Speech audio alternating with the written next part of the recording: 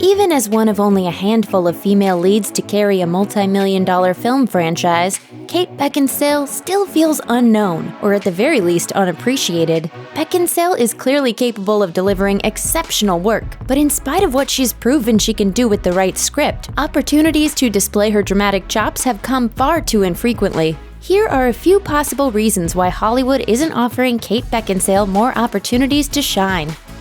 Pearl Harbor was a flop. Beckinsale's potential big break for American audiences ended up a complete disaster. After a standout performance alongside Claire Danes in 1999's Brokedown Palace, Beckinsale was poised to really bust out as a leading woman. But the 2001 period blockbuster Pearl Harbor, which saw Beckinsale playing the love interest to both Ben Affleck and Josh Hartnett, was almost unanimously panned. Had the film succeeded, or had Beckinsale's performance outshined the production itself, her career likely would have taken a different path, one leading to more high-profile dramatic roles. To make matters worse, after Pearl Harbor stunted Beckinsale's growth as a viable lead in a big-budget drama, her next film all but stopped her chances of working in the romantic comedy genre. No serendipity here. The 2001 rom-com Serendipity, starring Beckinsale and John Cusack, fell flat with critics as well as the general public. By that point, audiences had suffered through or supported nearly 2 decades of adorable yet hapless John Cusack characters, and by the turn of the century, the magic had started to wear thin.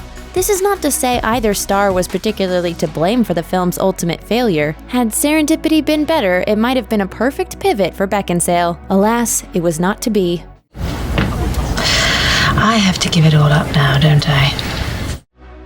Married to Underworld. After she was tapped to play Celine in 2003's Underworld, Beckinsale hit it off with director Lynn Wiseman. The two became romantic and were married within 2 years. Now, more than a decade later, Wiseman and Beckinsale have worked on multiple films together, including several in the Underworld franchise before their split in 2016. The Underworld films in particular cost relatively little to produce, do well at the box office, and have been quite profitable, but they aren't exactly considered great cinema. So while the franchise has been rolling along, Beckinsale's career has suffered. Amongst audiences, directors, and casting agents, she may be too closely associated with Celine from Underworld for them to imagine her in any other role. Imprisonment for all time. Ageism.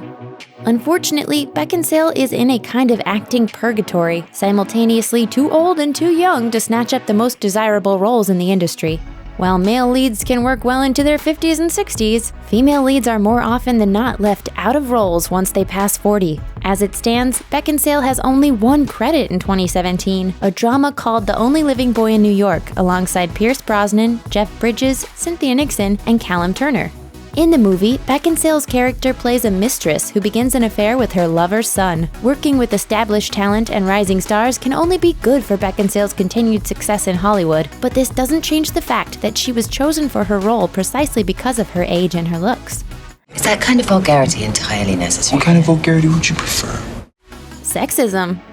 In 2016, Beckinsale appeared on The Graham Norton Show and revealed some disparaging jabs director Michael Bay made at her while he was on the press junket for Pearl Harbor. She said, "When we were promoting the film, Michael was asked why he had chosen Ben Affleck and Josh Hartnett, and he said, 'I've worked with Ben before and I love him, and Josh is so manly and a wonderful actor.'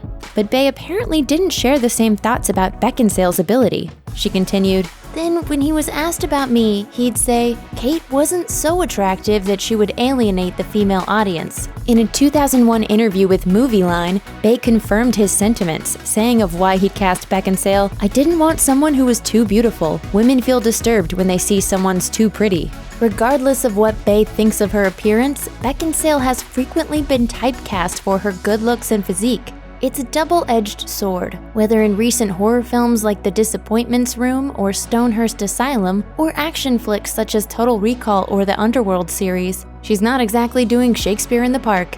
Having played so many of these types of characters over the past 20-plus years, it's easy to see how she's been overlooked for, well, everything else.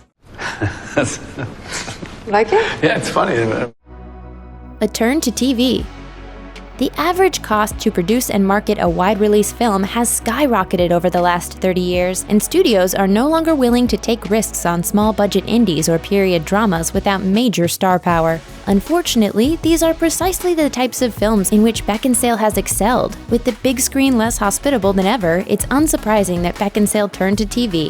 In 2018, she was announced as the star of the limited-run Amazon series The Widow, about a woman drawn into a dangerous quest after spotting her supposedly late husband on the news. Clearly, an actress of Beckinsale's talent and diverse resume is always just the right script away from a comeback.